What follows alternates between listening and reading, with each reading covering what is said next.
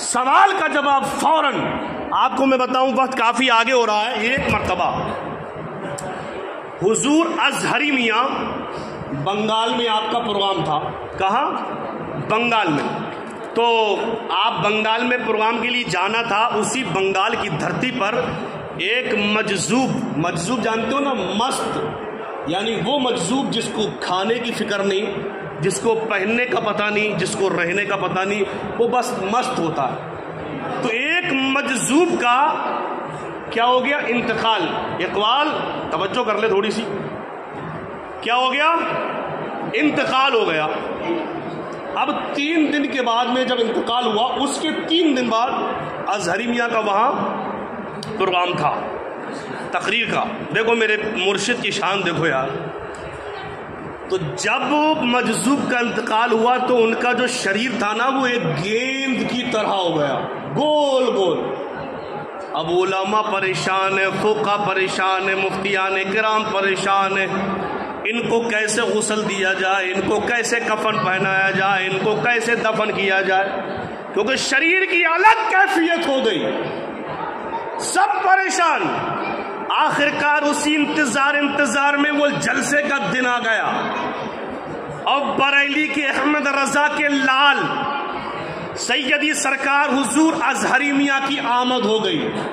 اور جب میرے تاج الشریعہ کی آمد ہوئی، یارو توجہ کرنا، دیکھو مقام تاج شریعت کا، تو علماء، فقہا، تمام مفتیان کرام اکٹھا ہو کر تاج الشریعہ کی بارگاہ میں پہنچے، اور پہنچنے کے بعد سارا معاملہ سنا دیا۔ مجذوب کا انتقال ہو گیا، ایسا ایسا شریر ہو گیا، سرکار غسل کیسے دیا جائے، سرکار کفن کیسے پہنایا جائے، سرکار ان کو دفن کیسا کیا جائے۔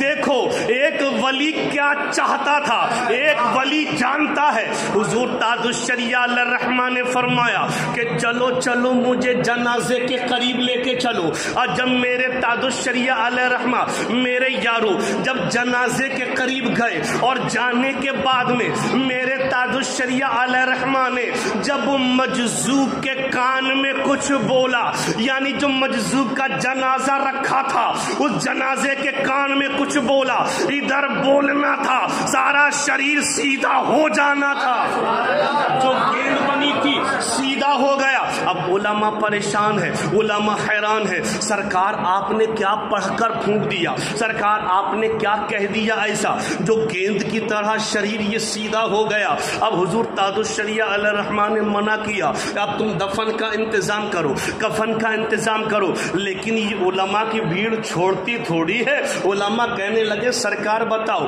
آنے والے لوگ پوچھیں گے ہم کیا کہیں گے، آنے والی نسلیں پوچھیں گی تو ہم کیا جواب دیں گے، سرکار بتا دو آپ نے بولا کیا ہے۔ تو سنو میرے تاج الشریعہ کا مقام سنو، میرے تاج الشریعہ علیہ الرحمہ فرماتے ہیں کہ میں نے مجذوب کے کان میں یہ بولا ہے کہ اب بریلی سے اختر رضا آ گیا ہے، اب اختر رضا جب یہاں سے جائے گا، جب تمہاری نماز جنازہ پڑھا دے گا۔ کیا سمجھے؟ یہ پتا چلا کہ اگر شریر پہلے سیدھا ہوتا تو نہ جانے کون سا مولوی حافظ جنازہ پڑھا دیتا، کون سا مفتی جنازہ پڑھا دیتا، کون سا فقیہ جنازہ پڑھا دیتا، لیکن وہ مجذوب یہ چاہتے تھے میرا مرنے کے بعد میں اگر کوئی جنازہ پڑھائے تو وہ بریلی کا تاج الشریعہ پڑھائے گا۔